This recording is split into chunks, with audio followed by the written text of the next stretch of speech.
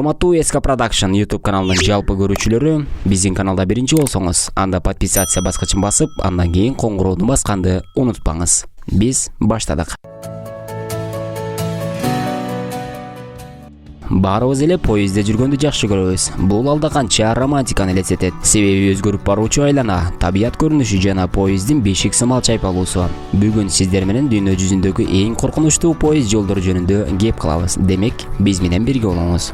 Майкл Уанг темир жолу, Таиланд. Биринчи көргөн адамга бул жөнөкөй эле базар элестенет, а бирок көрүнүш поезд келе жаткан учурда башкача болот. Себеби поезд базардын так ортосунан өтөт. Бул жерден поезд күнүнө бир нече жолу каттам жүргүзөт. Поезд жакындашканда чынында ызы чуу башталат. А бирок поезд өтүп кеткен соң базар кайрадан кадимкидей соода жаатында иштей баштайт. Бул темир жол Таиландтагы эң акырын жүрүүчү темир жол болуп эсептелет. Анын тездиги саатына 30 км түзөт.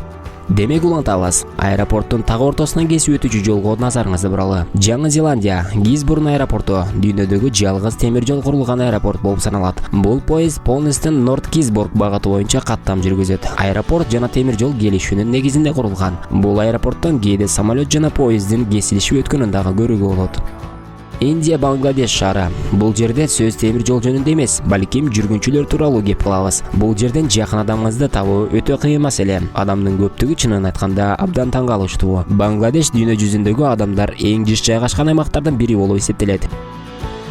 Бул албетте бир караган адамга абдан коркунучтуу, бирок жергиликтүүлөр үчүн бул көнүмүш адатка айланган. Бул жолдон күнүнө болжол менен 7,5 миллиондон ашык адам пайдаланат. Поезд астында калып кетишиңиз дагы мүмкүн. Албетте бул ден соолукка абдан кооптуу. Кайрадан Индия. Бул жолу темир жолдун өзү тууралуу кеп кылалы. Индияда Рамесварам аталышындагы арал бар. Бул аралга баруу үчүн кеме же корабль пайдалануу керек. Же мотор менен жүрүүчү башка каражаттар. Албетте, Чинай Рамесварам каттамы менен барсаңыз болот. Бул каттам деңиздин так үстүнөн өтүүчү каттам болуп саналат. Арал саякатчылар үчүн өзгөчө эсте каларлык жай десек болот. Жергиликтүүлөр бул аралды эң ыйык жай деп эсептешет. Бул темир жол 1914-жылы курулган жана анын узундугу 1,5 километрди түзөт. Саякатчылардын айтуусу боюнча эң коркунучтуу учур деңизде толкун көтөрүлгөн мезгил. Анткени толкун темир жолду оодарып салышы мүмкүн деп ойлоп калышат. Жана болуп жаткан шамал поезддин жүрүшүн алдаганча акырындатат. Дүйнө жүзүндөгү эң коркунучтуу каттам бул албетте экватордо жайгашкан Гуаяки-Кита каттамы. Бул жолдун эң коркунучтуу жери Алауси жана Симбамбе кыштактарынын арасынан өтүүчү жай болуп эсептелет. Бул жерди жергиликтүүлөр Илбис мурду деп атап коюшкан.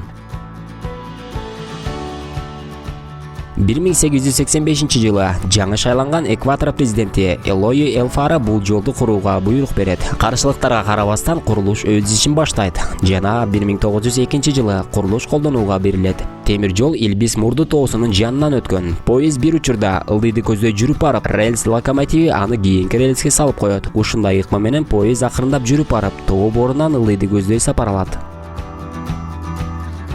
Азырынча мына ушундай кызыктуу маалыматтар менен бөлүштүк. Биздин каналга катталып, өзүңүздүн ой пикирди калтырганды унутпаңыз.